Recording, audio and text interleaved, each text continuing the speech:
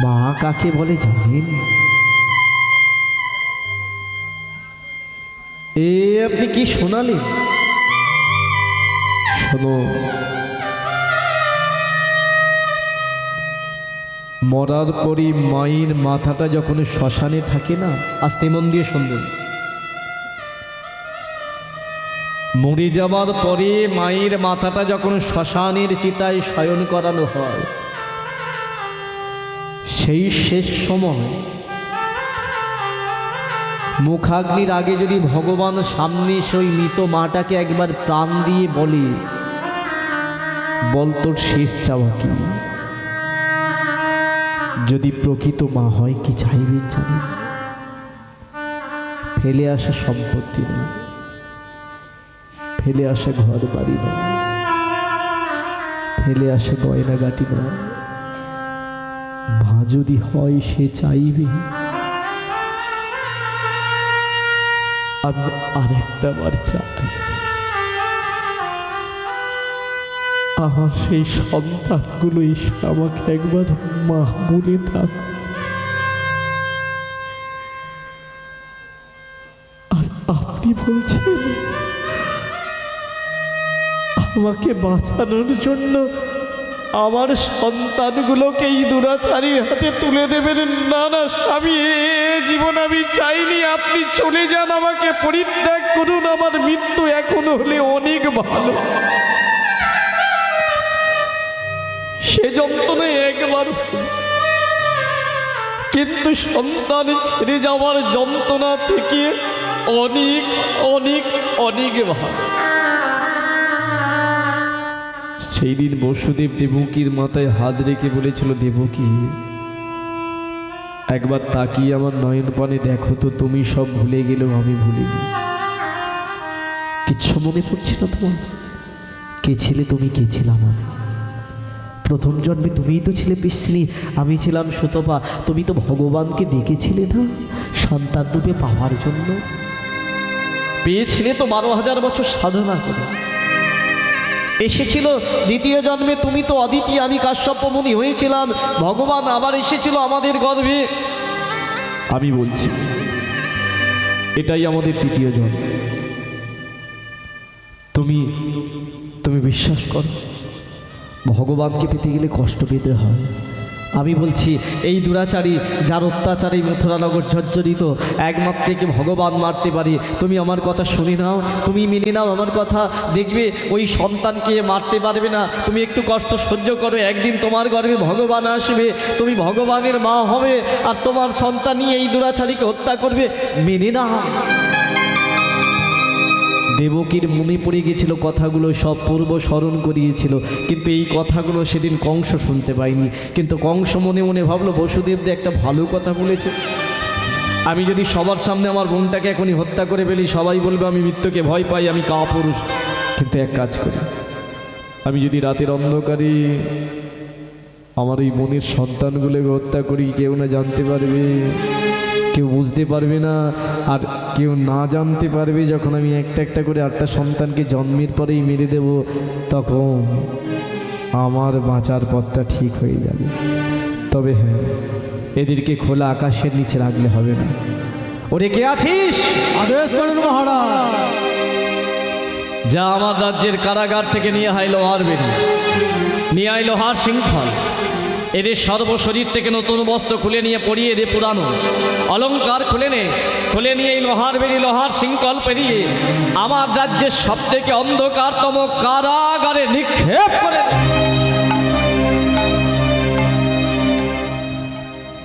দেবকী বলে, স্বামী কি ভেবেছিলে আমাকে বাঁচিয়ে রেখে সুখে সংসার করবে, আমার সাথে আনন্দে থাকবে? কিন্তু ও যে দুরাচারী, ও থাকতে দেবে না। খুলে নেওয়া হলো নতুন বস্ত্র, পরিয়ে দেওয়া হলো পুরানো। স্বর্ণ অলঙ্কারের পরিবর্তে ভগবানের বাবা মাকে শিকল দিয়ে বেঁধে ফেলা হলো। লোহার বেরি, অন্ধকার কারাগার। কতটা কষ্ট আপনি সহ্য করেন আপনার ছেলের জন্য? কতটা যন্ত্রণা পান। একটা বাবা কারাগারে সারাদিন আছে, বুকের মধ্যে একটা পাথর চাপিয়ে দিয়েছে। একটা বাবা শুয়ে আছে, লোহার শিঙ্কল বাঁধা, বুকের মধ্যে পাথর চাপিয়ে দিয়ে গেছে কংস। তার সৈন্যদের আদেশ করেছে একমাত্র রাত্রিবেলা ছাড়া এদের পাষাণগুলো খুলবে না। তাই রাত্রিবেলা হলে পাষাণগুলো খুলে দেওয়া হতো, দুজনে দুজনের কাছে আসতে পারত। দেবকী বলে, স্বামী কি দরকার ছিল, চলে যেতে পারতেন। এই কারাগারের যন্ত্রণা ভোগ করা আমার জন্য হয়েছে। শোনো দেবকী, এসো, তোমার গর্ভে আমি সন্তান দেব। একটা একটা করে সন্তান না দিলে, 8টা সন্তান না এলে সে যে আসতে পারবে না। কারাগারের মধ্যে একটা একটা করে সন্তান দিচ্ছে। গর্ভবতী হচ্ছে, কিন্তু যখনই সন্তানটা প্রসব হচ্ছে আর পরদিনে দেখতে পাচ্ছে না, কারণ সন্তান প্রসব হওয়ার সঙ্গেই প্রহরীরা কংসকে গিয়ে খবর দিচ্ছে। আর সেই কংস পাথরে আছাড়ে হত্যা দিয়ে একটার পর একটা সন্তানকে হত্যা করে। ভাবতে পারছেন মা হওয়ার যন্ত্রণাটা কত, কিন্তু যন্ত্রণাটা 3 গুণ বেড়ে যায় যখন সেই মা কারাগারের বসে একটা একটা সন্তান প্রসব করছে, কিন্তু কোনো সন্তানের মুখে মা ডাক শুনতে পাচ্ছে। ওই কারাগারের মধ্য থেকে সেই দিন বসুদেব দেবকীকে কাছে ডেকে বলেছিল, দেবকী, সহ্য তোমায় করতেই হবে। দেবকী বলছে, সহ্য তো আমি করছি, কিন্তু আমি বলতে পারো এটাই কি আমি চেয়েছিলাম? অন্ধকার কারাগার হতে তখনও ভগবানকে দোষ দিল না। ওই দেবকী শুধু উদ্দেশ্য করে একটা কথা বলে উঠল, ঠাকুর কি চেয়েছি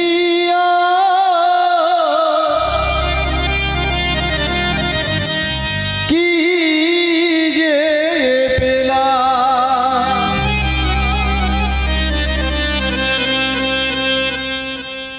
একে একে জীবনে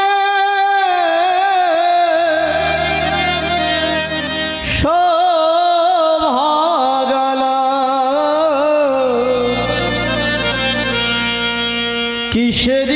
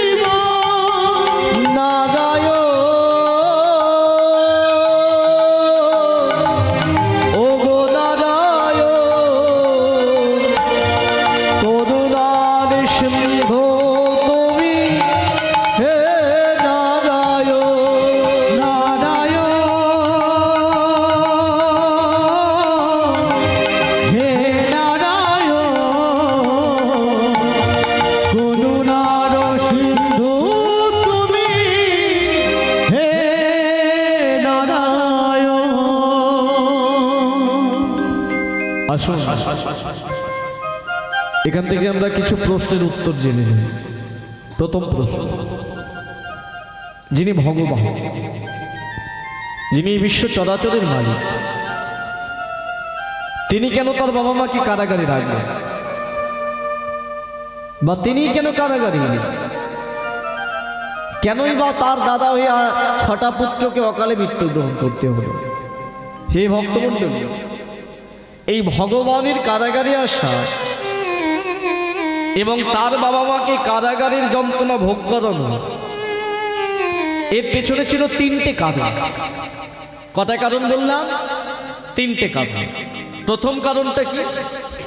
সৎসঙ্গে স্বর্গবাস আর অসৎসঙ্গে প্রতি পদে পদে সর্বনাশ।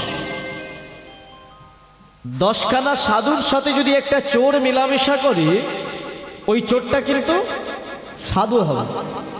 আবার 10খানা চোরের সাথে যদি একটা সাধু ঘরে, চোর হবে। কারণ এটা হলো সঙ্গীর দোষ। ভগবানের চিন্তা ভাবনা দেখুন, ভগবান মনে মনে ভাবলো যে মথুরা নগরীতে আমার বাবা মাকে পাঠিয়েছি, যাদের অন্তরে কৃষ্ণ প্রেম, কিন্তু কৃষ্ণ প্রেম এদের দুজনে থাকলে কি হবে? বাদবাকি যারা আছে সবাই কংসের অত্যাচারে এমনই অত্যাচারিত, প্রত্যেকের মনে হিংসা, প্রত্যেকের মনে বিদ্রোহ। তাই ওই অসামাজিক জায়গায় যদি আমি খোলা আকাশের নিচে আমার বাবা মাকে আমি রাখি, মুক্ততে রাখি, তাহলে ওরাও একদিন কংসের বিরুদ্ধে বিদ্রোহ তৈরি করবে, হিংসা হবে ওদের মনে। আর যে হৃদয়ে হিংসা থাকবে, যে হৃদয়ে অভিমান থাকবে, মান থাকবে, তাহলে তাদের গর্বে আমি যাই কি করে? শুদ্ধ তাদের হৃদয় নয়। কিন্তু এক কাজ করি, আমি যদি ওই সঙ্গ ত্যাগ করে এমন একটা জায়গায় রাখি যেখানে কংসের ছায়া পৌঁছাবে না, যেখানে ওরা শুধু কষ্ট পাবে, আর আমি জানি যত ওরা কষ্ট পাবে তত ওরা আমাকে ডাকবে, আর যত ওরা আমাকে ডাকবে তত ওদের হৃদয়টা শুদ্ধ হবে, আর সেই হৃদয়ে আমার গিয়ে লীলা করতে সুবিধা হবে। তাই গৌর হরি। তাই ভগবান তার বাবা মাকে রাখলেন কারাগারের মধ্যে, নালে ভগবান ওই সময় আবির্ভাব হতে পারতেন, কংসকে বধ করে দিতে পারতেন, কিন্তু করলেন না। এবার দ্বিতীয় কারণ কি? দ্বিতীয় কারণ এটাই, তিনি জগৎমা যে বোঝাতে চাইলেন, আপনাদের প্রত্যেককে বোঝাতে চাইলেন, আমাদেরকে বোঝাতে চাইলেন কি না, যে করে আমার আশ আমি তার করি। এটা আমরা ছোট থেকে শুনে এসেছি। তথাপি যে না ছাড়ে আমার পাশ। এখানটা কি হয়েছে?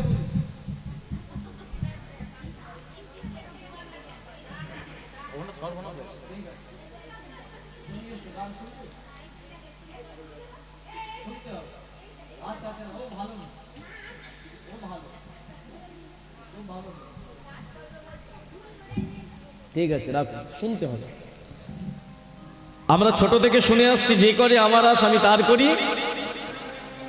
মানে আপনি ভগবানের নাম করলে আপনার সর্বনাশ হবে। হ্যাঁ, তাহলে কথাটা মিথ্যে? মিথ্যেও তো নয়। তাহলে কথাটার মধ্যে লজিক কি? ভগবান বললেন যে করে আমার আশ আমি তার করি সর্বনাশ। সর্বনাশ মানে আপনাকে টাকা পয়সা নিয়ে নেবে না, আপনাকে ভিখারি করে ছাড়বে না, তা নয়। সর্বনাশ মানে মানুষের সব থেকে বড় অহংকারের জন্য যে জিনিসগুলো হয়, কাম, ক্রোধ, লোভ, মদ, মোহ, মৎসর্য, আপনার মন থেকে আপনি ভগবানের যত নাম করবেন, কাম ভগবান হরণ করবেন, মান, অভিমান, অহংকার এগুলোকে ভগবান হরণ করবে। আর হরণ করলে আপনার সর্বনাশ হয়ে, অর্থাৎ অহংকার নাশ হয়ে যে শুদ্ধ হৃদয় হবে, সেই শুদ্ধ হৃদয়ে আপনার ভগবান পাওয়ার বাসনা জাগবে। আর যত জাগবে আপনি ভগবানের নাম করবেন, আর করলে ভগবান তখন আপনার দাস হয়ে থাকবে। অর্থাৎ ভগবানকে পেতে গেলে কষ্ট করতেই হবে। আমরা দেখেছি, বহু লীলাই দেখেছি। আজকে কারাগারের মধ্যে বসুদেব দেবকী তারা আছে, রিভাবটা একটু কন্ট্রোল করতে হবে। যারা মহাভারত পড়েছে, মহাভারতে এমন একজন ব্যক্তি ছিল,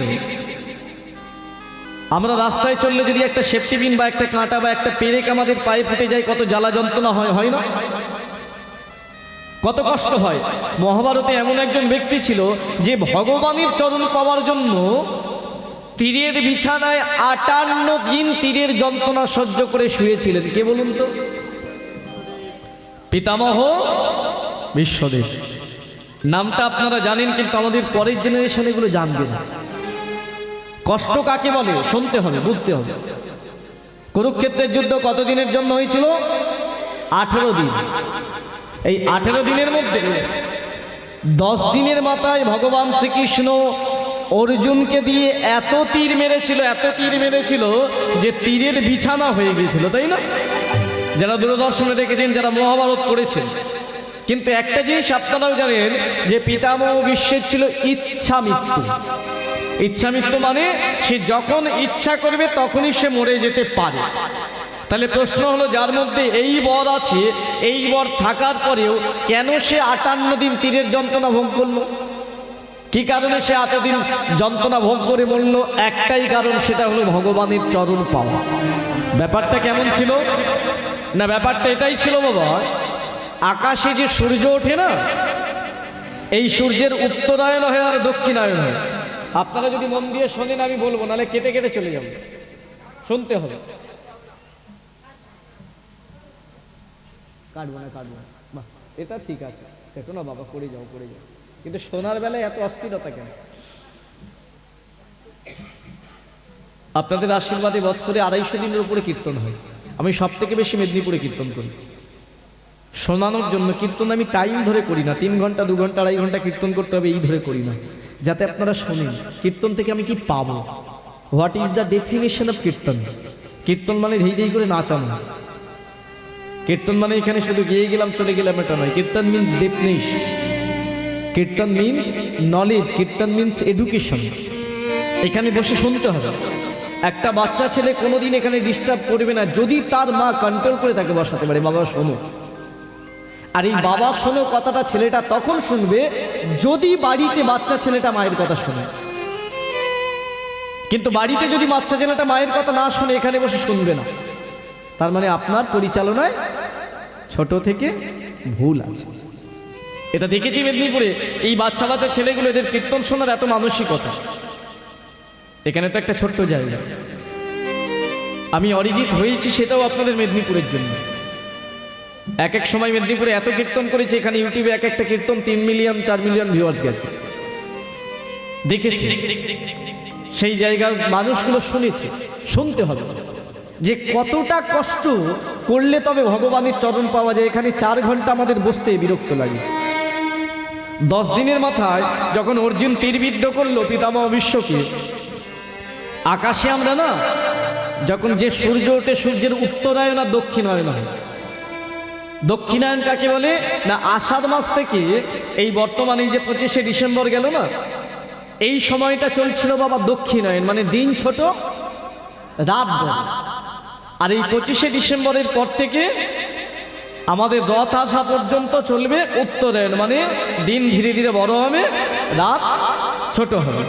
এই দিন ছোট রাত বড়র মধ্যে বৈষ্ণব সমাজে একটা কথা আছে, যারা দক্ষিণায়ন চলাকালীন, অর্থাৎ দিন যখন ছোট হয় রাত যখন বড় হয়, এরকম সময় কোনো ভজনীয় মানুষ, দাদা রিভাবটা আরেকটু কমবে, ভজনীয় মানুষ যদি ইচ্ছে করে প্রাণ ত্যাগ করে, আগে তাকে নরকে যেতে হয়।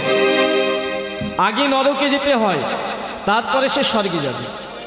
আর উত্তরায়ণ চলাকালীন যদি কোনো মানুষ প্রাণ ত্যাগ করে ভগবানের নাম করতে করতে, সে সরাসরি স্বর্গে যেতে পারে আর ভগবানের চরণ পেতে পারে। পিতামহ বিশ্ব দেখলেন, যেদিন অর্জুন তাকে তীরবিদ্ধ করেছে তখন থেকে 58 দিন পরে উত্তরায়ণ, মানে চলছে এখন দক্ষিণায়ন। এর মধ্যে যদি ও ইচ্ছা মৃত্যু নিয়ে নেয়, ও যদি মরে যায়, তাহলে কোথায় যাবে? নরকে যেতে হবে। কিন্তু পিতামহ বিশ্বের তো ইচ্ছে ভগবানের চরণ পাবো, ওই তীরের বিছানার মধ্যেই শুয়ে আছে। কিন্তু প্রশ্ন হলো, কেন ভগবান 10 দিনের মাথায় তাকে তীরবিদ্ধ করলো, কেন 58 দিন পরে উত্তরায়ণ রাখলো? এটা কিন্তু পিতামহ বিশ্ব জানত না। ভগবান জানাতে চাইলেন, কবে জানালেন? দেখতে দেখতে 30 দিন। 30 দিনের মাথায় ভগবান কি করলেন? একদিন রাত্রিবেলা পিতামহ বিশ্বের শরীরে এত যন্ত্রণা দিলেন, তীরের যন্ত্রণা এত দিলেন, তীরের গোড়াগুলো দিয়ে রক্ত বেরোতে লাগলো। সেই রক্তের ধারা এমন যে যন্ত্রণা সহ্য করতে পারল না। পিতামহ বিশ্ব চিৎকার করে ডাক দিলেন, অর্জুন!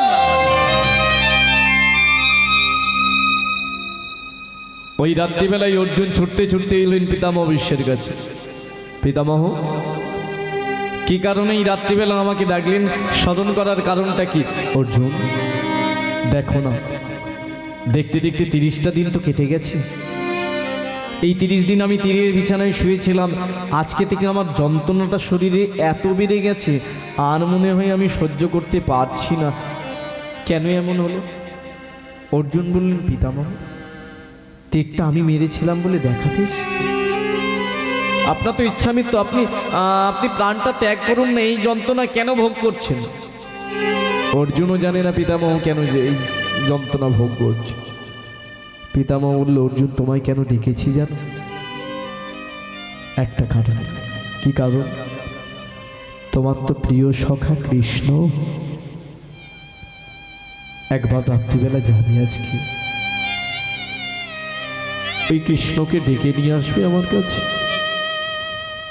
আমি শুধু তাকে একটা প্রশ্ন করব, যাও না অর্জুন, আমার এই আদেশটা তুমি পালন করো। এই ভক্তমণ্ডলী, অর্জুন সে নিয়ে পিতামহ বিশ্বের কথা শুনে ভগবান শ্রীকৃষ্ণের কাছে গিয়ে করজোরে বলেছিল, মাধব, আমার পিতামহ কুরুক্ষেত্রের মাটিতে একবার আপনাকে স্মরণ করেছে। কেন আমি জানি না। কৃষ্ণ মনে মনে ভাবছে, আমি জানি না, তোমার পিতামহ আমায় ডাকবে, তবে আজ আমি যাব। তোমার জন্য নয়, এই জগতের সবার জন্য আজ আমি রাত্রিবেলা যাব। শোনো অর্জুন, অপেক্ষা করো আমার পাশে। গভীর রাত্রিবেলা আমি কুরুক্ষেত্রের মাটিতে তোমাকে নিয়ে যাব তোমার পিতামহের কাছে। দেখতে দেখতে রাত্রিটা গভীর হলো।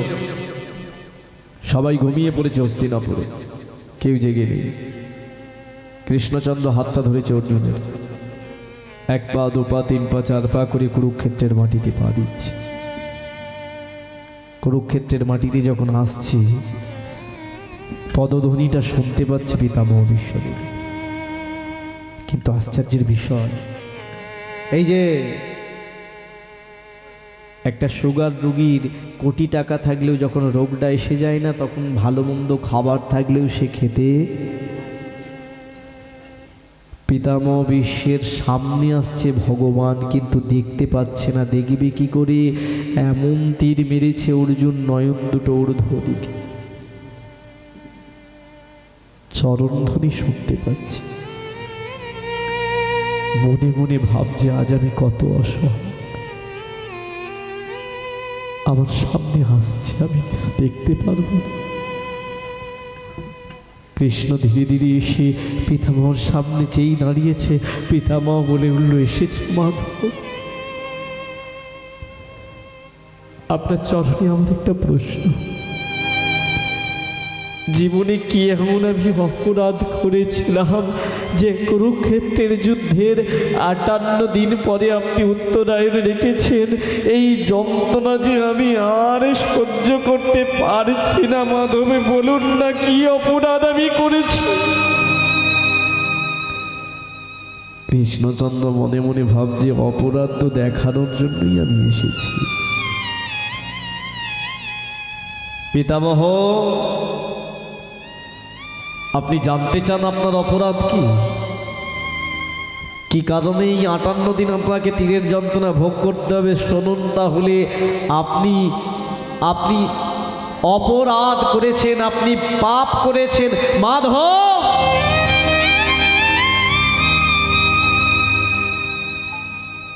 আমি করেছি পাপ? আজ আমি বড় অসহায়। কুরুক্ষেত্রের মাটিতে আমি তীরের বিছানায় শুয়ে আছি, এই জন্য আপনি আমাকে যা ইচ্ছে তাই বলছেন? আপনি তো সব জানেন। আমার বাবার নাম শান্তনু, আমার মায়ের নাম গঙ্গা, অষ্টম গর্ভের সন্তান আমি আমার মায়ের। কিন্তু আমার মাকে যখন বিবাহ করেছিল আমার বাবা, আমার মা কথা দিয়ে নিয়েছিল যে তার ইচ্ছার বিরুদ্ধে কোনো কথা বলা যাবে না। আমার একটা ভাইকে গঙ্গার জলে ভাসিয়ে দিয়েছিল আমার মা, কিন্তু আমি হওয়ার পরে আমার বাবা সহ্য করতে পারিনি, বাধা দিয়েছিল, আর তখনই আমার মা আমাকে ভূমিষ্ঠ করে রেখে দিয়ে চলে গেল। মাতৃহারা হলাম। জন্মের পরে একটা সন্তান। আমার বাবা কি করলো জানেন? আমাকে রাখলো না তার কাছে, রেখে এলো গুরুদেব পরশুরামের কাছে। 18টা বছর মায়ের ভালোবাসা, পিতা স্নেহ, পরিবারের ভালোবাসা ত্যাগ করে রয়ে গেলাম।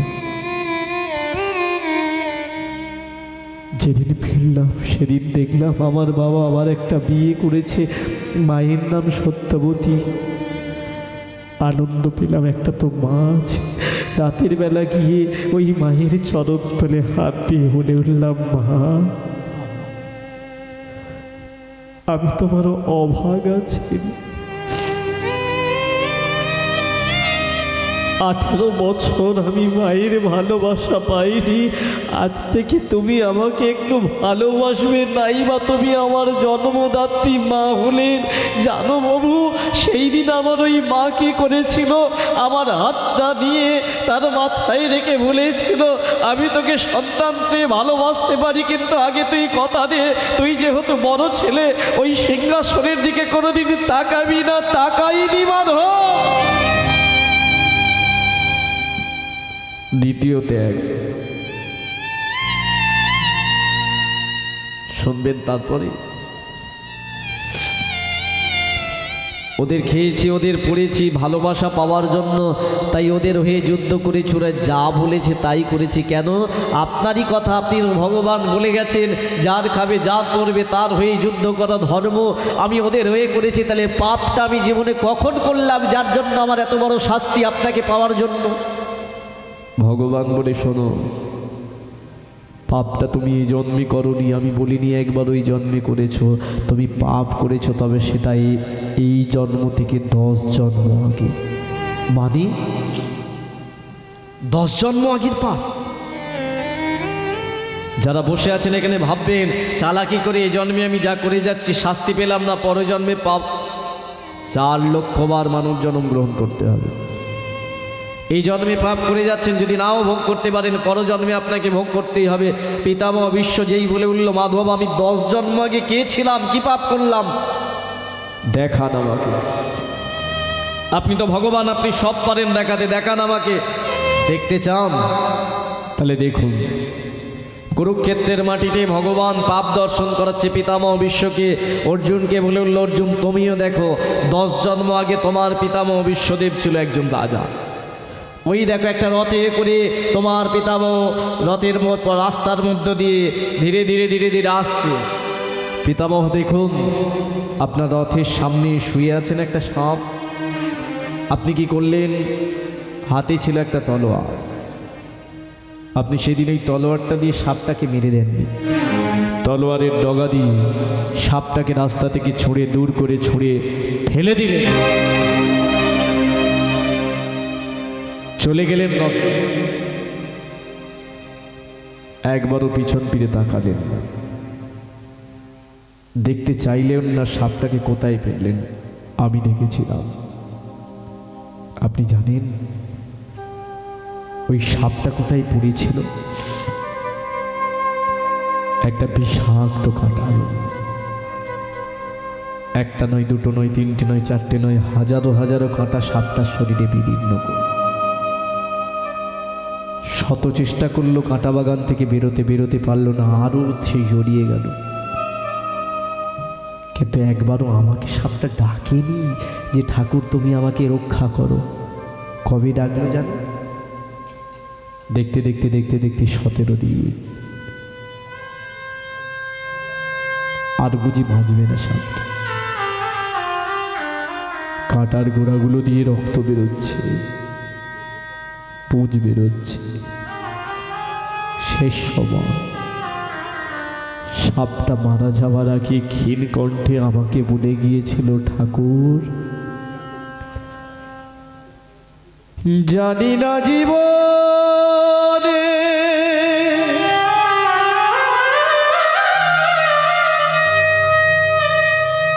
হবে কি না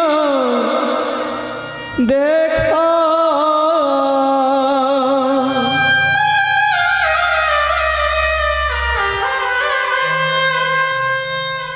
শোনো ঠাকুর, আমি জানি না জীবনে কোনোদিন দেখা হবে কিনা। আমার মনে হয় কিছুক্ষণ পরে আমার মৃত্যু হবে। আমি এতদিন তোমাকে ডাকিনি, তবে এই শেষ সময়ে আমি তোমার উদ্দেশ্যে একটা কথা বলে যাই। শুনেছি তুমি পৃথিবীতে একজনই ভগবান, তুমি আমারও ভগবান, তুমি মানুষেরও ভগবান, তুমি কীটকুলের ভগবান, তুমি পতঙ্গ কুলের ভগবান, তুমি পর্বত কুলের ভগবান, তুমি বৃক্ষ কুলের ভগবান। আমি নিজে জানি না কি দোষ করেছিলাম, যার জন্য এই কাটার যন্ত্রণা আমাকে ভোগ করতে হচ্ছে।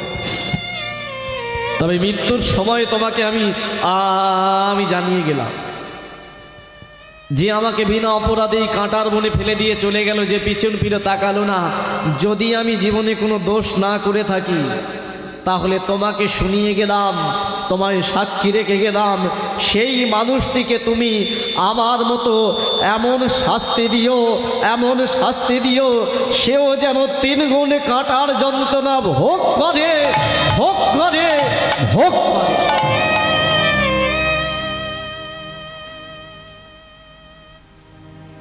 পিতামহ, আমি যে সবারই ভগবান। কুরুক্ষেত্রের মাঠে ভগবান বলছে পিতামহকে, আমি যে সবারই ভগবান, মানুষের ভগবান, সর্পেরও ভগবান, কীটকুলের ভগবান, পতঙ্গ কুলেরও ভগবান। 10টা জন্ম তোমার চলে গেছে, কিন্তু শাস্তি তোমায় দিতে পারিনি। সাপটা তো কোনো দোষ করেনি, তাই আমি চেয়েছি এই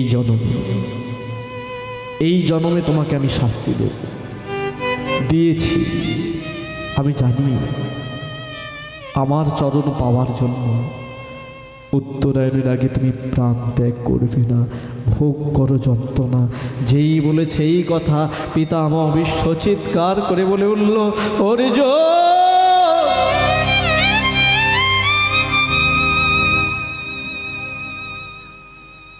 অনেক তীর তুমি মেরেছ,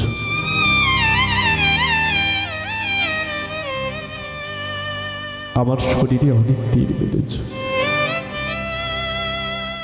আর একটা তীর মারো, আর একটা তীর তুমি আমায় মারো। কোথায় ভাটবে জানো? আমার এই নয়নে। সবই যে আমাদের ভুলই ছিল। আজ আমি বুঝেছি ঠাকুর, 10 জন্ম আগের পাপের শাস্তি আমার এটা নয়, তুমি দিয়েছ আমার এই জন্মেরই শাস্তি। চোখের সামনে আমি দেখেছিলাম ওই মেয়েটার বস্ত্র হরণ। বড় দাবানলের কথা জেনে আমি প্রতিবাদ না করে এদের সঙ্গ করেছি শুধু ভাইগুলোর ভালোবাসা পাওয়ার জন্য। আমি সব ভুল জেনেও কোনো প্রতিবাদ করিনি, শুধু মায়ের ভালোবাসা পাওয়ার জন্য। কিন্তু এটা যে ভুল করে গেছি। তুমি দিয়েছিলে আমাকে নয়ন দেখা হয়নি, তুমি দিয়েছিলে আমাকে হাত, তোমার চরণ ধরা হয়নি। যদি আমি আগে থেকেই পঞ্চপাণ্ডবের মতো তোমার চরণ ধরে নিতাম, তাহলে আমাকে এই তীরের যন্ত্রণা ভোগ করতে হতো না। তবে হ্যাঁ, একটা মালি বাগানে ফুল চাষ করে মালিটা ভোরের বেলা ফুলগুলো তুলে নিয়ে বাজারে বিক্রি করতে যায়, কিন্তু যে ফুলটা বাগান থেকে ঝরে পড়ে যায় তাকে মালি তোলে না, মারিয়ে চলে যায়। কুরুক্ষেত্রের রণাঙ্গনে আমি তো সেই ঝরা ফুল, সবাই চলে গেছে, তবে আমি এটা জানি তুমি ভগবান। তুমি যদি ঝড়ের মতো কোনো হাওয়া দাও, ঝরা ফুলও মন্দিরের দুয়ারে যেতে পারে, মন্দিরের দরজা খুলে যেতে পারে, আর সেই মন্দিরের দরজা খুলে গিয়ে তোমার চরণে ঝরা ফুলও যেতে পারে। আজ আমি প্রতিজ্ঞা করছি, এই 30 দিন থেকে 28 দিন পর্যন্ত আমার এই নয়নে যে জল পড়বে, সেই নয়নের জল তোমাকে পাওয়ার জন্য অনুশোচনার জল, সেই নয়নের জলে ব্যথা থাকবে, তবে তোমাকে পাওয়া। কুরুক্ষেত্রের রণাঙ্গন থেকে সেদিন পিতামহ বলে গিয়েছিল, জানি না জীবনে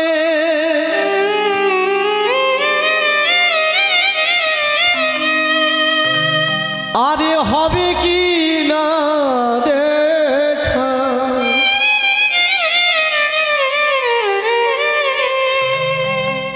বিদায় বেলা দিলাম আখি জল,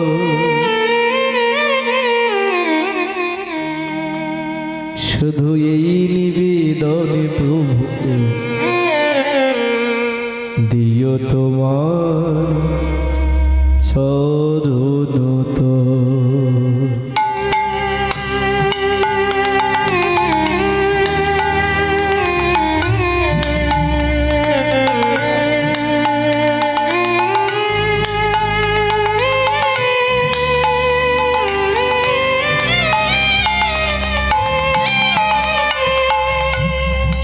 জানি না জীবনে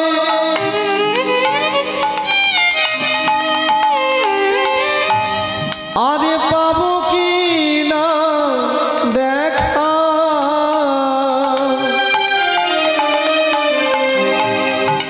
চরণ তলে দিলাম আখি জল, দিও প্রভু কৃপা করি ও চরণ তল।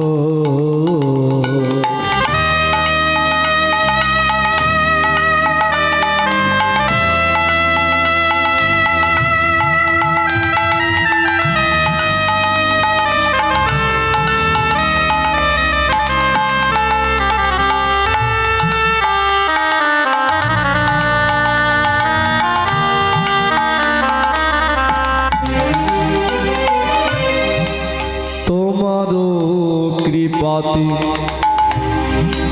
এলাম ঘরাতে, ভজিলাম না তোমার সংসার মায়াতে,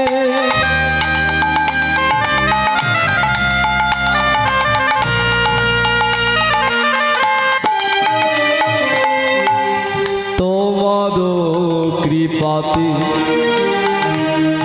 এলাম ধরাতে, ভজিলাম না তোমার সংসার মায়াতে, তুমি কৃপাময় গো করুণার সিন্ধু, তুমি কৃপাময় গো করুণার সিন্ধু, তুমি কৃপাময় গো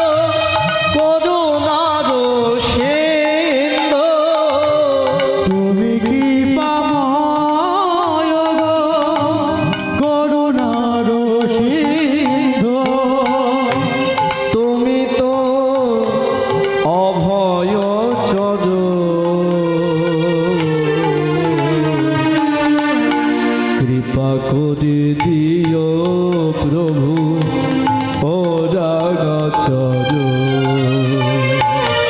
কৃপা করে দিও প্রভু ও রাগাচর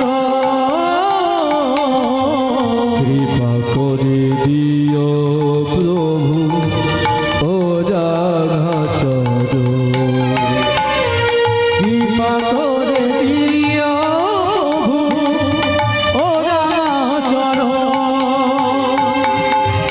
জানি না জীবনে হবে কি না দেখা বিদায় বেলায় চরণে দিলাম আখি জল।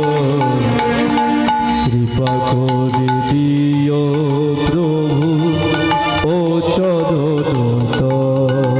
তুমি কৃপা করে দিও প্রভু ও রাগাচরণ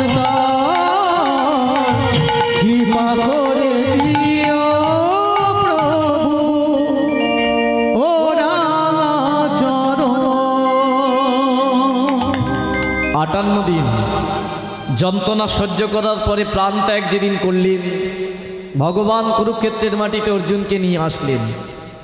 নব অধ্যায় লেখা হলো, কি লেখা?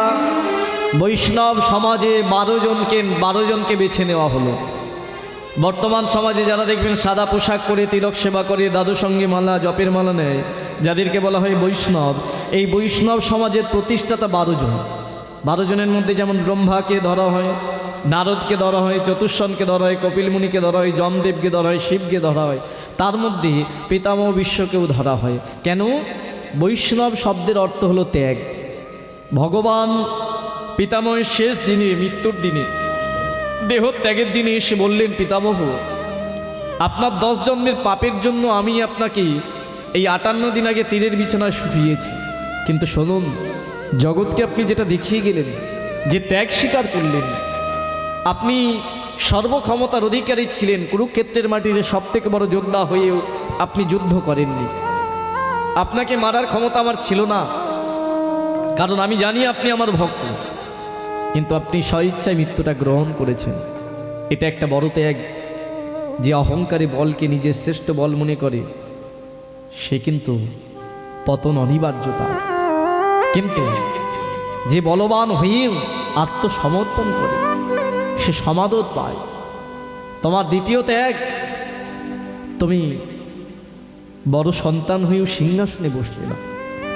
তোমার তৃতীয় ত্যাগ, তুমি শক্তিশালী হয়েও, তুমি শিক্ষিত হয়েও তুমি ওদের দাসত্ব করে গেলে। এই ত্যাগ স্বীকারের জন্য আমি তোমাকে বলছি, বৈষ্ণব সমাজ তোমাকে পূজা করবে। বৈষ্ণব সমাজের খাতায় তুমি নাম তুলবে। জগৎকে তুমি দেখিয়ে গেলে, তীরের যন্ত্রণা যেমন তুমি 58 দিন পেয়েছ, আমাকে পাওয়ার জন্য কলিযুগের মানুষ প্রত্যেকে তীরের যন্ত্রণা পাবে। যদি তারা তোমার মতো ভাইকে ভালোবাসার জন্য, মাকে ভালোবাসা পাওয়ার জন্য আসল পথ চিনতে না পারে। ভালো আমরা কেউ নেই এখানে যতজন বসে আছি। অর্থ হয়েছে, গাড়ি হয়েছে, বাড়ি হয়েছে, কিন্তু সুখী আমরা কজন? কেউ নই, কেউ সুখী নই। প্রত্যেকের কিছু না কিছু বিষয়ে অভাব আছে, কষ্ট আছে। রূপ দিয়েছে ভগবান, কিন্তু ওই রূপেও আমি সন্তুষ্ট নই। ব্যাংকে 50,000 টাকা জমিয়েছে, কিন্তু ওতে আমি সন্তুষ্ট নই। আমি 1 লাখ চাইছি। 1 বিঘে জমি ভগবান আমায় দিয়েছে, ওতে আমি সন্তুষ্ট নই, ওটা আমি 2 বিঘে চাইছি। 1 তলা বাড়ি ভগবান দিয়েছে, ওতে আমি সন্তুষ্ট নই, আমি 2 তলা করতে চাইছি। এই যে চাওয়া, এই চাওয়াতেই দুঃখ নিজেরা ডেকে নিয়ে আসছে। সুখ যদি পেতে চান, ত্যাগ করতে হবে। আর সেই ত্যাগেতে দেখবেন যে সুখ আছে সেটা একদিন সমাদৃত হবে। কংসের কারাগার, একটা একটা একটা একটা করে সপ্তম সন্তান। এই যে 6টা সন্তান মারা গেল, এরা কার? তৃতীয় প্রশ্নে আসি, কেন ভগবানের দাদা ভাইদের অকাল মৃত্যু গ্রহণ করতে হলো? এই 6টা সন্তান অন্য কেউ নয়। এই 6টা সন্তানই কিন্তু পূর্বজন্মে দেবতা ছিল। যেমন পিতামহ বিশ্ব পূর্বজন্মে পাপ করেছিল, পাপ ভোগ করতে হলো, এই 6টা সন্তানও কিন্তু একটা পাপ করে ফেলেছিল। আগে জানতে হবে 6টা সন্তান কি পাপটা কি করে ফেলেছিল, অপরাধ করেছিল। অপরাধটা কি না? হাসি। আপনারা যারা এখানে বসে আছেন, হাসলে অপরাধ হয় জানেন? এ বলে ডাক্তারে হাসতে বলে, হাসলে আবার অপরাধ হয়? ডাক্তাররা বলে না প্রাণ খুলে হাসো, কিন্তু এমন অনেক হাসি আছে যার জন্য অপরাধ হয়। কোন হাসি? ধরে নিন সংসারে দুই যা, বড় জায়ের ছেলে ডাক্তার আর ছোট জায়ের ছেলে কিন্তু এইটা খায়, মানে বুঝতে পেরেছেন? যাই হোক, যারা বোঝার বুঝে নিয়েছে। তা বড় জাটা কি করে, প্রত্যেক দিন দেখে সন্ধ্যাবেলা এসে ছেলেটা খেয়ে দিয়ে তার মায়ের প্রতি অত্যাচার করে, আর বড় জাটা মজা দেখার জন্য 10 টাকা করে দেয়, বলে যা খেয়ে আর 10 টাকা করে যেই দেয় ও খেয়ে এসে যখনই মায়ের প্রতি অত্যাচার করে এই ঘর থেকে হাসে, এই মজা দেখো এবার। এই যে সে রসাতলে যাচ্ছে তুমি ওটা দেখে হাসছো, এটা কিন্তু তোমার অপরাধ। এই 6টা পুত্র পূর্বজন্মে একজনের অপরাধ দেখে হেসেছিল। আগে 6টা পুত্র কে ছিল জেনে নিন। আকাশে দেখবেন আমরা 7টা তারা নিয়ে সপ্তর্ষি মণ্ডল গঠন করেছি, 7খানা তারা, 7টা ঋষির নাম। এই 7টা ঋষির মধ্যে একটা ঋষি যার নাম মরীচি। মরীচি ঋষির স্ত্রীর নাম ছিল উড়না। উড়নার গর্ভে 6টা দেবতার জন্ম হয়েছিল। 6টা দেবতার নাম কি ছিল জানেন? উদ্ভিদ, ক্ষুদ্রবিদ, পরিয়ঙ্গ, পতঙ্গ, স্মর, ঘৃণী। আরেকবার নামগুলো বলছি, অর্থাৎ এই কৃষ্ণের দাদারা পূর্বজন্মেদের কি নাম ছিল? উদ্ভিদ, ক্ষুদ্রবিদ, পরিয়ঙ্গ, পতঙ্গ, স্মর, ঘৃণী। নামগুলো মনে থাকবে? খুব কঠিন নাম, আমি আরেকবার বলবো। এদের বাবা মার নামগুলো কি বললাম? সত্যযুগে প্রজাপতি মরীচি এবং তার স্ত্রীর নাম ছিল উড়না। মরীচি এবং উড়নার 6টা ছেলে ছিল, উদ্ভিদ, ক্ষুদ্রবিদ, পরিয়ঙ্গ, পতঙ্গ, স্মর, ঘৃণী। ঠিক আছে, 6টার নাম বলতে পারলে শেষে পুরস্কার দেব। এই 6টা ছেলে একজনের অপরাধ দেখে হাসলো। অপরাধটা কে করলো? যে আমাদের সৃষ্টিকর্তা। নাম কি? সৃষ্টিকর্তা কে? ব্রহ্মা। আপনারা বলবেন আমরা ভুল করি, ব্রহ্মা কি করে ভুল করলো? ব্রহ্মা ভুল করেনি, ব্রহ্মাকে একজন করিয়েছিল। কে করিয়েছিল? যে ছেলেটা দেখবেন এটা খায়, ও খাবার সময় ওর ব্যবহার আর যখন নেশাটা কেটে যায় তখন এর ব্যবহার দুটো। তাহলে যখন খায় ও ব্যবহারটা করে না, ওই যেটা খেয়েছে সেই ব্যবহারটা দেখে, মানে পাওয়ারটা কোনটার কাজ করে? এই বোতলের। ঠিক ব্রহ্মা যে ভুলটা করলো, ব্রহ্মা নিজে করেনি, একজন করিয়েছিল। কে জানেন? আমরা একে চন্দ্র, দুয়ে পক্ষ, তিনে নেত্র, চারে বেদ, পাঁচে এই পঞ্চবাণের যিনি দেবতা, যার নাম হলো কামদেব। এই কামদেব আবার কে জানেন? কাম আর অন্য কেউ নয়, ব্রহ্মারই জামাই। ব্রহ্মার একটা মেয়ে ছিল যার নাম রতি। রতির সাথে বিয়ে দিয়েছিল এই মদনের। বিয়েতে যেমন যৌতুক দেয় না মেয়ের বাবা, খাট বিছানার আলমারি টালমারি দেয়, তা মদনকে 5টা বান দিল। মদন, মাদন, মোহন, স্তম্ভন, পোষণ। 5টা বান কি না? 5খানা ফুলের মালা। মদনকে ব্রহ্মা বলে উঠল, শোনো মদন, এই যে 5খানা আমি বান দিলাম, যাকেই মারবে 5টা বান, সেই তারাই সঙ্গে সঙ্গে কামে আকৃষ্ট হয়ে কামের মধ্যে মত্ত হয়ে যাবে। তুমি জগতের মানুষগুলোকে কামের বান মারো, ওরা এমন কামে আকৃষ্ট হয়ে যাবে, ভগবানের নাম করবে না, আর আমাদের সাথে ভগবানের সম্পর্ক থাকবে। বর্তমান দিন কামের জগৎ চলছে। একটা পুরুষের একটা নারীতে মন ভরছে না, আবার একটা নারীর একটা পুরুষের মন ভরছে না। কথাটা শুনতে খারাপ লাগলেও সত্য কিনা? কিসের চাওয়া এটা? এটা কামের চাওয়া। 6 দিনে ফোনে আলাপ হচ্ছে, 12 দিনে বিয়ে হচ্ছে, 18 দিনে ডিভোর্স হচ্ছে। এই চাওয়াটা কিসের? ভালোবাসা না, কামের চাওয়া। এই কামের দেবতা হলো মদন। যেই ব্রহ্মা বলল মদন তুমি বানগুলো মানুষকে মারো, মদন বলে জগতের মানুষকে মারতে হবে না, ওরা এমনিই কামে মারতো, এক কাজ করি, আমি 5টা বান দেবতাকে মারবো, আর মেরে 5টা দেবতা যদি কামে মত্ত হয়ে যেতে পারে, আমি একদম ভগবানের পাশে গিয়ে বসবো। 5টা বানের মধ্যে 3য় বানটা মেরেছিল তার শ্বশুরমশাই ব্রহ্মাকে। প্রথমেরটা শুনবেন কাকে মারলো? 3টে বানের কথা বলি, 3টে বানি দিয়ে শুনতে পাবেন অনেক কিছু, তারপরে আমি ব্রহ্মার বানটা বলবো। প্রথম বানটা কাকে মারলো জানেন? যিনি আমাদের সকলের মামা। নাম কি? কংস মামা। এবারে শকুনি মামা, ধর এবারে পুলিশ মামা। হ্যাঁ, একজন অন্তত ঠিক বলেছে। হ্যাঁ, আয় আয়, আমারও মামা, আমার বাবারও মামা, আমার ছেলেরও মামা হবে, তার ছেলেরও মামা। হ্যাঁ, এই চাঁদ কি করলো? চন্দ্রলোকে ছিল, সিংহাসনে বসে আছে, চাঁদকে দেখতে সুন্দর। মদন বলে দেখি বানের কেমন কাজ। একটা বান নিয়ে চাঁদকে যেই নিক্ষেপ করেছে, চাঁদ অমনি কামের জ্বালায় জর্জরিত। একটা নারীকে খুঁজছে কার সাথে কামক্রিয়া করবে। ছুটতে ছুটতে গিয়ে দেখলো স্বর্গের গুরু নাম বৃহস্পতি, বৃহস্পতির স্ত্রী তারা, দেখতে অতি সুন্দর, তার সাথেই ওই কামক্রিয়া করতে যাবে বলে যেই আলিঙ্গন করেছে অমনি বৃহস্পতি দেখতে পেল, ছি চাঁদ,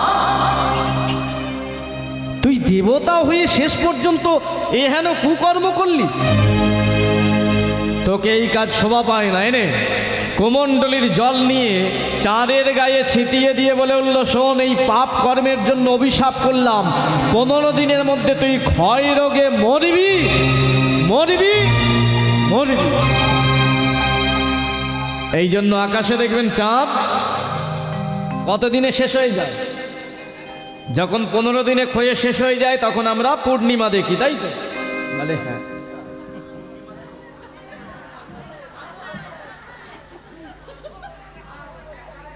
তখন আমাবস্যা হয়।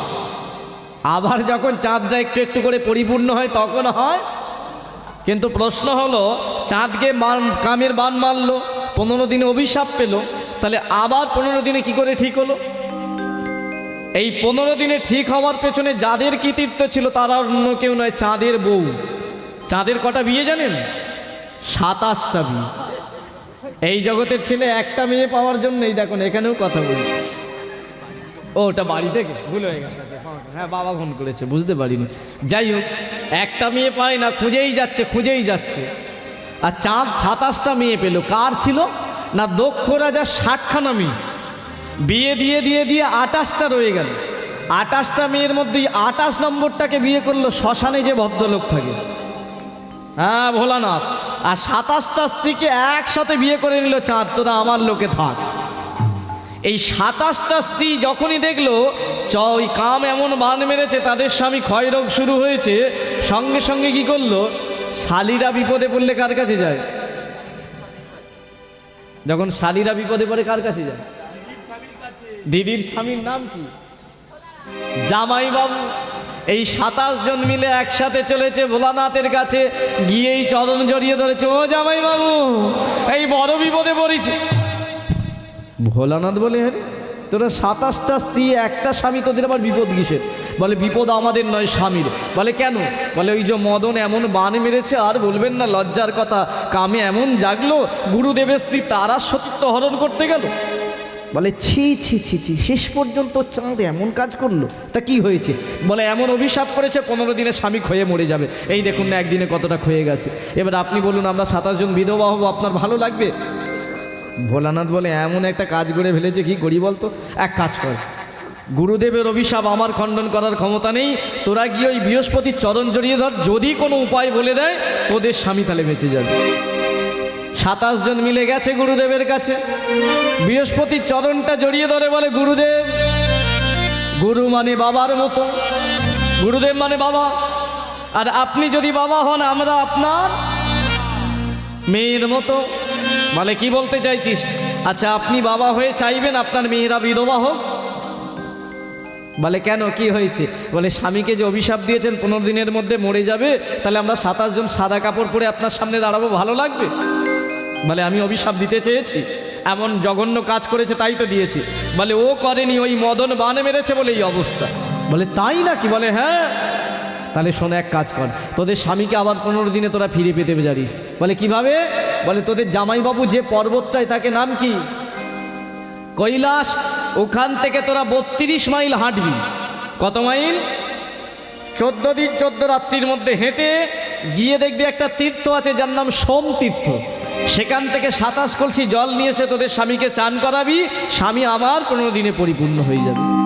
যেই পথ পেয়েছে ছুটে এসেছে ভোলানাথের কাছে, জামাইবাবু একটা পথ পেয়েছি কিন্তু বড্ড কঠিন। বলে কি? বলে 14 দিনের মধ্যে 14 রাত্রির মধ্যে হেঁটে 27 মাইল পথ অতিক্রম করে এই 32 মাইল হেঁটে একটা তীর্থ পাবো, সোম তীর্থ। সেখান থেকে জল নিয়ে এসে স্বামীর মাথায় ঢাললে স্বামী ভালো হয়ে যাবে। বলে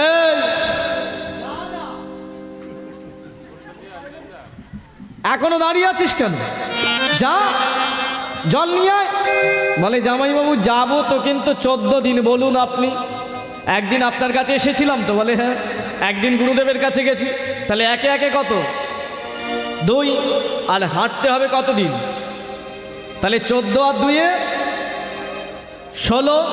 স্বামী কত দিনের মধ্যে ক্ষয়ে যাবে? 15 দিনের মধ্যে ক্ষয়ে যাবে। তাহলে 16 দিনের মাথায় জল নিয়ে সে কার মাথায় ঢালবো? তখন ভোলানাথ বলেন আর একটা উপায় আছে। বলে কি? বলে খাবার দাবার যদি ফ্রিজে রাখা যায়, একদিনের খাবার রান্না করে 1 সপ্তাহ পরে ফ্রিজে রাখলে খাওয়া যায়। তাহলে তোদের স্বামীকে দিয়ে আমি ফ্রিজে রেখে দিই। বলে ফ্রিজ আবার কোথায় আছে? বলে আছে একটা ডিপ ফ্রিজ। ওই খাওয়া স্বামীকে নিয়ে ভোলানাথ কি করলো? জটার মধ্যে রেখে দিল। কেন? নারায়ণের চরণের জল গঙ্গা আছে, আর গঙ্গার জলে কোনো অভিশাপ কাজ করে না, মায়া কাজ করে না। যা তোরা 27 জন কি করলো? 32 মাইল 14 দিন 14 রাত্রি হেঁটে 27 কলসি জল নিয়ে যেদিন এলো সেই দিনটা ঘুটঘুটে অন্ধকার। চতুর্দশী যাচ্ছে। এই দিদি কোথায় রে জামাই বাবু?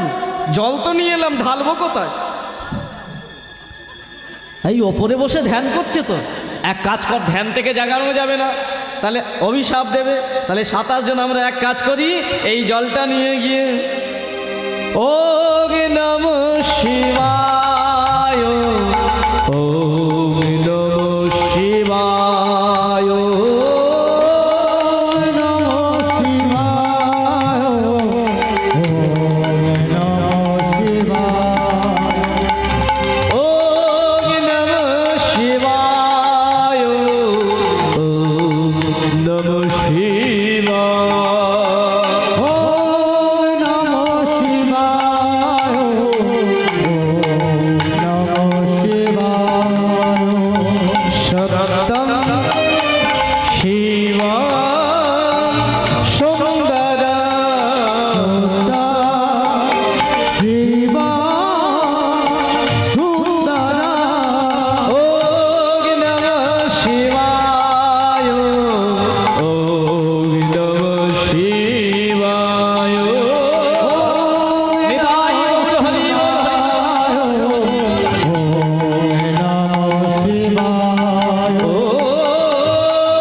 ওম শিবায় শান্তায় করুণাত্রায় নিবেদয়ামি, ওম শিবায় শান্তায় করুণাত্রায় নিবেদয়ামি, ওম শিবায় শান্তায় করুণাত্রায় নিবেদয়ামি।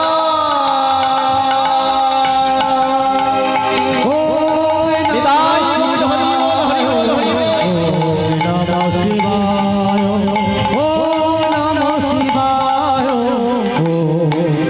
হরি বল।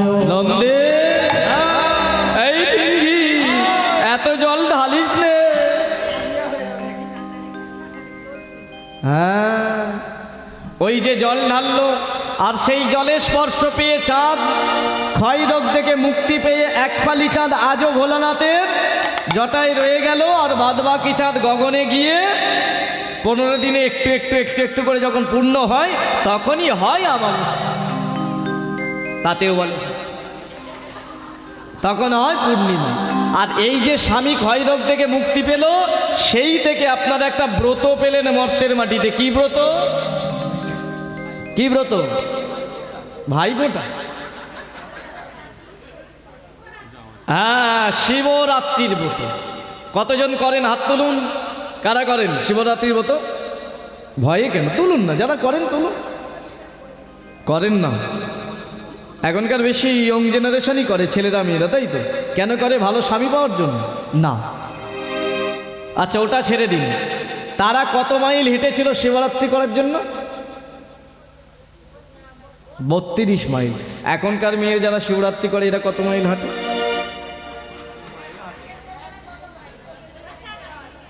আচ্ছা ওরা কতদিন কত রাত্রি জেগেছিল? আর এখনকার মেয়েরা কতদিন জাগে? হ্যাঁ, বলে কে জাগবে বাবা? আমিও মনে করি না জাগাই ভালো, কারণ আগে ছিল স্বামী আর এখন সব আসামি। মরে গেলেই 15 দিন সময় দেবে না, আবার একটা নিয়ে চলে আসবে। কার জন্য শিবরাত্রি করবেন? নিতাই গৌর। হ্যাঁ হচ্ছে না? অনেকে আবার থাকতে নিয়ে আসছে। হ্যাঁ ওই তো ঠিক বলেছে মা, বলে থাকতে নিয়ে আসছে। হরি বল, হরি বল। যাই হোক, এটা হলো একটা বান। যেই একটা বানে এত কিছু হয়েছে, মদন আনন্দ পেয়ে বলল তাহলে দ্বিতীয় বানটা মারি। কাকে মারল দ্বিতীয় বানটা? ইন্দ্রলোকের দেবরাজ ইন্দ্র। আর যেই মারল ইন্দ্র কি করলো? ছুটে গেল কার? গৌতমী মুনির স্ত্রী অহল্যা। এ ঘটনা আপনাদের জানা। তখন কি করলো? ওই গৌতমী মুনি অহল্যাকে অভিশাপ দিয়েছিল চিরদিনের জন্য পাষাণ হয়ে যায়, পাথর হয়ে রয়ে গেল। আবার পাথর থেকে মানবী হয়েছিল কার দ্বারায়?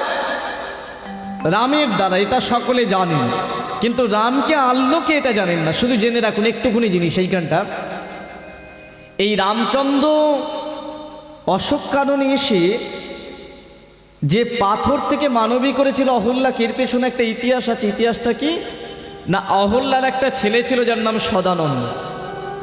এই সদানন্দ রাত্রিবেলা যখন ঘুমিয়েছিল, সকালবেলা এত কিছু কেস হয়ে গেছে, তার মা পাশানি হয়ে গেছে, বাবা অভিশাপ দিয়েছে, জানে না সে। ঘুম থেকে উঠে যখন দেখলো তার মা পাশানি হয়ে আছে, বাবাকে বললো, ও বাবা, মা এমন পাথর হয়ে দাঁড়িয়ে আছে কেন? বলে আমি অভিশাপ দিয়েছি। মানে? বলে তোর মা জীবনে আর কথা বলতে পারবে না, পাথর হয়ে থাকবে। বাবা, মা পাথর হয়ে থাকবে, তাহলে আমি কাকে নিয়ে থাকবো? একটা ছেলের তো মাই প্রিয়। কি উপায়ে মাকে আমি পাশানি থেকে মানবী করতে পারবো? বলে শোন, যদি কোনোদিন অশোক কাননে ভগবান রামচন্দ্র আসে, তার চরণে যদি একবার ঠেকলেই পাথর থেকে মানবী হয়। এই ভক্তমণ্ডলী, তখনই এই রামচন্দ্রকে আনার জন্য সদানন্দ মা দুর্গার সাধনা করলেন, মা দুর্গার প্রসন্ন করলেন। মা দুর্গা এসে সদানন্দকে বলল, যে শুনুন, যে জায়গাটা জানেন না, এই সদা, কিসের জন্য আমাকে ডাকছিস? মা, তোমার কাছে আমি একটা বর চাই। কি বর চাস? মা, একের পরে দুই হয়, দুইয়ের পরে তিন হয়, কিন্তু আমি চাই একের পরে তিন হোক, তিনের পরে দুই হোক। মা দুর্গা বলে, আবার কি? এর মধ্যে আমি কি বর বুঝতে পারলাম না, তোকে দিয়ে দিলাম, আগে খুলে বল তো কি চাইছিস। বলে, শোনো মা, আমার বাবা বলেছে আমার মা পাশানি হয়ে আছে। এই সত্যযুগ, সত্যের পরে দাপর, মন দিয়ে শুনে রাখুন, সত্যের পরে দাপর, তারপরে ত্রেতা। ত্রেতা যুগে প্রভু রামচন্দ্র এসে তার চরণধুলি দিয়ে আমার মাকে পাশানি থেকে মানবী করবে। তাহলে সত্যের পরে দাপর, তারপরে ত্রেতা। তাহলে মাঝখানে একটা যুগ আমাকে পাষাণ মাকে দেখতে হবে। আমি চাই সত্যের পরেই ত্রেতা আসুক, মানে একের পরে তিনটা চলে আসুক, আর দু নম্বরটা তিনে চলে যাক। তাহলে একটা যুগ পরেই আমার মাকে মানবী আমি রূপে পেয়ে যাব। মা দুর্গার আশীর্বাদে একটা যুগের পরিবর্তন হয়ে গেল। আমরা বলি না সত্য, ত্রেতা, দাপর, কলি, এটা ছিল না। সত্য, দাপর, ত্রেতা, কলি। শুধুমাত্র সদানন্দ মা দুর্গাকে প্রসন্ন করলেন, আর মা দুর্গা আশীর্বাদ করলেন, তাই সত্যের পরে ত্রেতা হলো। আর ত্রেতা যুগে রামচন্দ্র এসে অশোক কাননে ওই অহল্যার পাশানি থেকে মানবী করলেন। নিতাই গৌর হরি বল। তাহলে কটা বান শুনলেন? কটা বললাম? দুটো। আজকের বিষয় তৃতীয় বানটা। তৃতীয় বানটা মদন দেখলেন যখন ইন্দ্র কায়েল হয়ে গেছে, তৃতীয় বানটা কাকে মানলেন না? তৃতীয় বানটা মানলেন তার নিজের শ্বশুরমশাই ব্রহ্মাকে। যেই ব্রহ্মাকে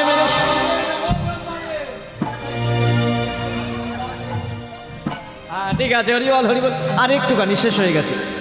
ব্রহ্মাকে যেই মেরেছে মদন বানটা, অমনি ব্রহ্মা কামে মত্ত হয়ে কি করলেন? কার সতীত্ব হরণ করবেন? ওই তো একটা মেয়ে ছুটে যাচ্ছে, মেয়েটার পিছন দিক থেকে ছুটতে লাগলো, তাকে সতীত্ব হরণ করবে। আর ঠিক সেই সময় স্বর্গে বসে আছে ছজন দেবতা। কে কে? উদ্ভিদ, ক্ষুদ্রবিদ, পরিঅঙ্গ, পতঙ্গ, স্মর্গিনী।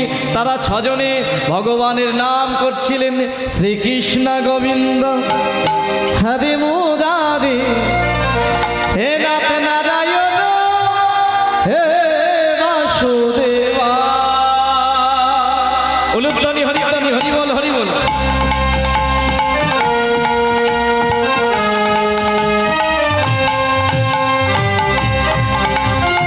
নিতাই গৌর হরি হরি হরি।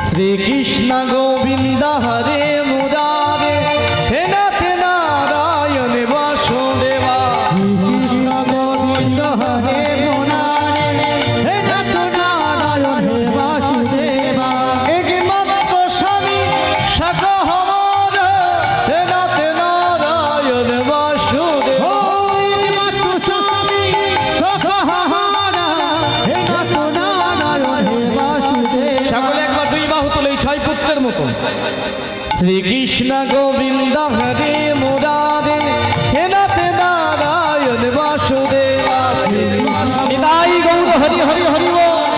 হে নাথ নারায়ণ হে বাসুদেবা শ্রীকৃষ্ণ গোবিন্দ হরে নিতাই গৌর হরি বল। নারায়ণ হে বাসুদেবা শ্রীকৃষ্ণ গোবিন্দ হরে এই দেখ দেখ দেখ দেখ দেখ দেখ এই কে ছুটেছে দেখ দেখ দেখ দেখ দেখ দেখ ছটা পুত্র কৃষ্ণ নাম থামিয়ে দিয়ে ব্রহ্মা যখন একটা মেয়ের পেছনে ছুটেছে কাম হরণ ওই কাম ক্রিয়া করবে বলে ছয় পুত্র অট্ট হাসি হাসলেন দেখো ব্রহ্মার কর্ম দেখো আর যেই অট্ট হাসি এসেছে অমনি কি করলো ব্রহ্মা দাঁড়িয়ে পড়লো হাসি শুনে এ কি এ আমি কি করছিলাম যে মেয়েটার সতীত্ব হরণ করতে যাচ্ছিল ব্রহ্মা ঘুরিয়ে দেখলো মেয়েটার মুখে ছি ছি ছি ছি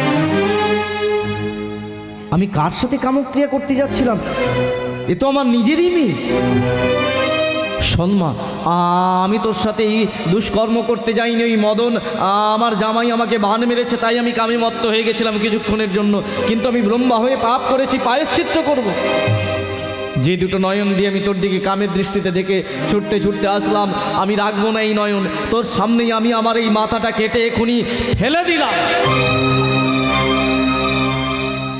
ব্রহ্মাকে আমরা চতুর্মুখী ব্রহ্মা বলি তাই না এই ব্রহ্মার কিন্তু চারটে মাথা ছিল না প্রথমে ছিল পাঁচটা মাথা কারণ আমরা দেখবেন একটা ঠাকুর পুজো করি পঞ্চানন্দ করি না এই ব্রহ্মারই একটা রূপ তাহলে পাঁচটা থেকে চারটে কেন হলো ওই একটা মাথা কেটে মেয়েটার সামনে ফেলে দিল যে দুটো নয়ন দিয়ে তার নিজের মেয়েকে কুদৃষ্টিতে দেখেছিল সন্মা আজ থেকে আমি তোকে জগতে পবিত্র করব অপবিত্র করতে চেয়েছিলাম তোকে কিভাবে আমি সৃষ্টিকর্তা আজ থেকে আমি কালের রচনা করলাম কাল মানে আমরা 24 ঘন্টায় 8খানা কাল দেখি যেমন ভোরকাল সকাল দুপুরকাল বিকাল রাত্রিকাল তার মধ্যে তোর নামে একটা কাল আমি রচনা করলাম সব থেকে পবিত্র কাল রূপে তুই জগতে থাকবি তোর নাম হবে আজ থেকে সন্ধ্যা কাল যে মাথাটা আমি কেটে ফেলে দিলাম এই মাথার খুলি থেকে আমি সৃষ্টি করলাম প্রদীপ এই মাথার মজ্জা থেকেই সৃষ্টি করলাম আমি তৈল জগতের প্রত্যেকটা নারী প্রত্যেকটা মেয়ে তোকে সম্মান দেবে ওই সময়টায় কখন সন্ধ্যাকালে কেউ বাসি কাপড় পরবে না চুল এলো করবে না খাবার খাবে না রন্ধনও করবে না প্রত্যেকে প্রদীপ নিয়ে তুলসী প্রদক্ষিণ করে ওই সময় হরি কীর্তন করবে উলুধ্বনি করবে শঙ্করধ্বনি করবে হরিনাম করবে জগতে সর্বশ্রেষ্ঠ সম্মান পাবি সন্ধ্যাকাল হিসাবে তাই তোকে আমি সম্মান দেবার জন্য নবকাল রূপে প্রতিষ্ঠা করলাম সন্ধ্যা সম্মান পেল কিন্তু ব্রহ্মা ওখানে দাঁড়িয়ে মনে মনে ভাবলো কারা এমন অট্ট হাসি হাসলো আমার এই ভুল পথ দেখে পিছন ফিরে তাকিয়ে দেখলো যে ছজন হাসলো তারা অন্য কেউ নয় স্বর্গের মরিচির 6টা ছেলে উদ্ভিদ ক্ষুদ্রবিদ পরিঅঙ্গ পতঙ্গ স্মর্ঘিনী ওরে তোরা দেবতা হয়ে আমার এই ভুল পথে যাওয়া দেখে হাসে মজা নিচ্ছে রে তোরা তো এসে আমার হাতটা ধরে থামাতে পারতিস তোরা তো আমাকে ভালো পথে নিয়ে যেতে পারতিস কিন্তু তোরা যেভাবে অসুরের মতো হাসলি আমি ব্রহ্মা হয়ে তোদের অভিশাপ করলাম এর পরের জন্মটা তোদের অসুরের ঘরেই হবে আর তোদের মৃত্যুও অসুরের হাতেই হবে 6 জনে পেয়ে গেলেন অভিশাপ দেবতা ছিলেন দেবকুল 6 জনে যেই ব্রহ্মার অভিশাপ পেয়ে গেছেন ব্রাহ্মণের অভিশাপ ছুটে চললেন গোলকপতি নারায়ণের কাছে প্রভু আমরা না জেনে ভুল করে হেসে ফেলেছি ব্রহ্মার কর্ম দেখে তাই ব্রহ্মা অভিশাপ দিয়েছে আমাদের এই জন্মের পরের জন্মটা অসুরকুলে হবে অসুরের হাতে মৃত্যু হবে আমরা অসুরকুলে যেতে চাই না আমরা দেবকুলেই থাকতে চাই বলুন এই জন্মে যার ভট্টাচার্য পদবী আছে চ্যাটার্জি পদবী আছে সে পরজন্মে পুরকাইত হতে চাইবে এই জন্মে যাকে দেখতে হেমা মালিনীর মতো সে চাইবে কালো হতে পরে জন্মে ফর্সাই হতে চাইবে তাই না পদোন্নতি সবাই চাই, নিচে কেউ নামতে চায় না। দেবকুলে আমি থাকতে চাই, অসুরকুলে যেতে চাই না। ভগবান নারায়ণ বলে উঠল, শোনো, ব্রাহ্মণের অভিশাপ ব্রহ্মশাপ নিতেই হবে। তবে হ্যাঁ, তোমরা আমার নাম করো, আমার ভক্ত, একটা কাজ করতে পারি, তোমাদেরকে আমি উদ্ধারের পথ দেখাতে পারি। তোমরা অসুরকুলে জন্মগ্রহণ করো, অসুরের হাতে মৃত্যু হোক, আবার আমি তোমাদের দেবকুলে ফিরিয়ে নিয়ে আসবো। তাই প্রভু, তাহলে আমাদের জন্মগ্রহণ করতে হবে অসুরকুলে। করো না, করেও আমার নাম করতে পারো তো। তোমাদের আমি এমন একটা কুলে জন্ম দেব, যে কুলে আমার একটা ভক্তও তোমরা পাবে। দিল কোন কুলে জানেন? যে অসুর কুলে জন্মগ্রহণ করে ভগবানের একটা ভক্ত ছিল, যে ভগবানকে গোলক থেকে টেনে নিয়ে এসেছিল নরসিংহ রূপে তার বাড়িতে। কে বলুন তো? প্রহ্লাদ। এই প্রহ্লাদের বাবার নাম ছিল হিরণ্যকশিপু। হিরণ্যকশিপুর ভাই ছিল হিরণাক্ষ। হিরণাক্ষর একটা ছেলে ছিল যার নাম কালনেমি। সেই কালনেমি 6টা